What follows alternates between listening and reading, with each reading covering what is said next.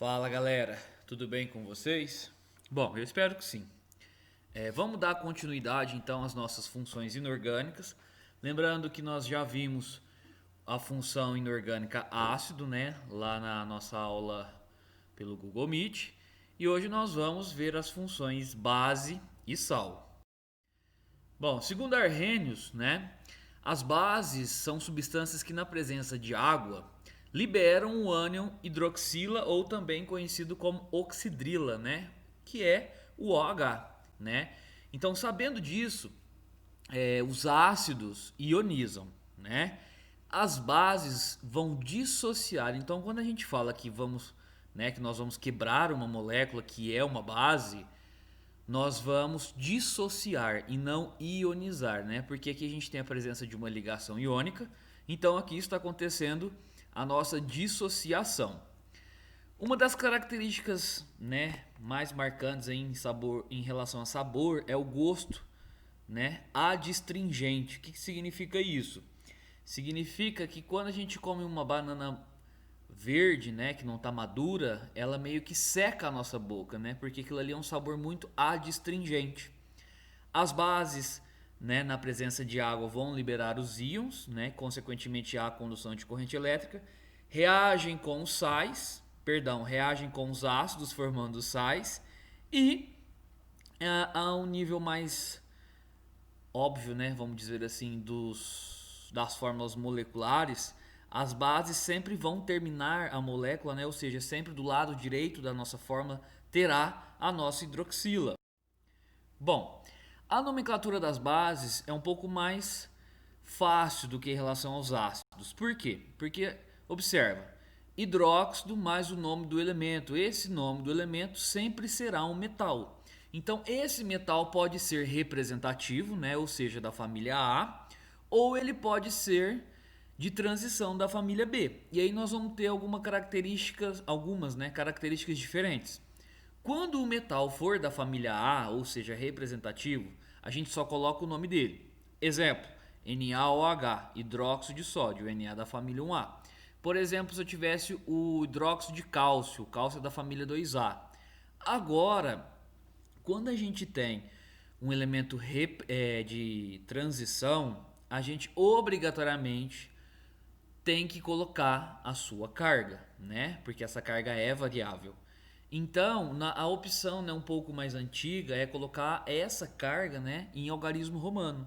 E a mais atual é colocar o ico, né, na carga maior e o oso na carga menor. Então observa o exemplo do ferro. O ferro ele é um metal de transição, então ele tem carga mais 2 e mais 3. Eu posso dar a nomenclatura como hidróxido de ferro 2 e hidróxido de ferro 3, né? Pela dissociação a gente consegue determinar essas cargas. Como a carga 2 é menor que a carga 3, o hidróxido de ferro 2 pode ser chamado como hidróxido ferroso. E o hidróxido de ferro 3, que é a carga maior, também é encontrado com a nomenclatura hidróxido férrico, tá? As bases fortes são os metais alcalinos, que é a família 1A e alcalino terroso 2A, exceto, né, na família 2A, o berílio e o magnésio, ligados à hidroxila, que é o OH. E também a gente consegue determinar a força das bases pelo grau de dissociação, que é o alfa, né? O alfa, ele é o número de íons dissociados pelo número de íons totais. Se der maior que 5%, forte, menor que 5%, fraco. Olha o exemplo. Se forem adicionados à água 60 íons fórmulas de uma base IOH, não sei quem é o elemento, e apenas 25 deles se dissociarem, qual será a sua classificação em relação à força? Então a gente faz a razão, né? Observa que o alfa deu 0,4167, como ele é adimensional, a gente expressa ele em porcentagem. Logo, 41,67%, essa base é forte. As bases solúveis são aquelas ligadas aos elementos da família 1A, 2A e o hidróxido de amônio. Lembrando sempre que o amônio é o NH4 e a amônia é NH3. Os sais são a nossa terceira função inorgânica, e eles são produtos, né, das reações de neutralização entre um ácido e uma base, de modo que essa neutralização pode ser de forma total ou parcial. Hoje nós vamos ver só a forma total dessa neutralização, tá? Então, fazendo um leve retrocesso. Ácido começa com H na sua molécula, base termina com H, né? Consequentemente, o sal não começa com H e não termina com OH. Olha o exemplo. HCl, ionizamos, liberamos os íons H+, e Cl-. NaOH, dissociamos, liberamos os íons Na+, e OH-. Pela lei da natureza, né, os opostos se atraem. Então, consequentemente, nós temos o H+ sendo atraído pelo OH-, formando a nossa molécula de água, e o Na+ sendo atraído pelo Cl-, né? Formando então assim o NaCl, que é o nosso sal. Então, como regra, ácido mais base forma sal mais água. E a nomenclatura do sal ela é um pouquinho mais complexa do que dos ácidos e base.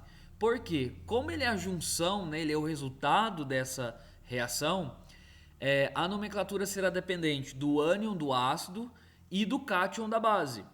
Consequentemente, existe, né, uma transformação de nomenclatura proveniente do ácido. Se o nosso ácido tiver uma terminação em ico, o nosso sal terá uma nomenclatura com ato. O que significa isso? Por exemplo, fiz a reação com o ácido sulfúrico. O meu sal será o sulfato. Eu troco o ico pelo ato. Fiz a reação com ácido clórico. Eu tiro o ico e ponho o ato. Então, o meu sal será clorato, né? Ou o próximo, oso vira ito. Se o meu sal é sulfuroso, perdão, se o meu ácido é sulfuroso, o meu sal será o sulfito. Se o meu ácido é sulfídrico, o meu sal será sulfeto. Olha o exemplo. Fiz lá a reação do HCl com NaOH, resultou no NaCl e H2O, né? A água, reação sempre tem que balancear, vocês já sabem disso. O HCl é o ácido clorídrico, então hídrico vira eto. O nosso sal se chamará cloreto. E eu pego o cátion da base, né? Que é o Na. Lembrando que o cátion vem sempre primeiro na fórmula, né? Então é o sódio, o nosso sal chama-se cloreto de sódio, certo? Muito obrigado, pessoal. O que eu queria passar para vocês sobre base e sal é isso aqui. Muito obrigado.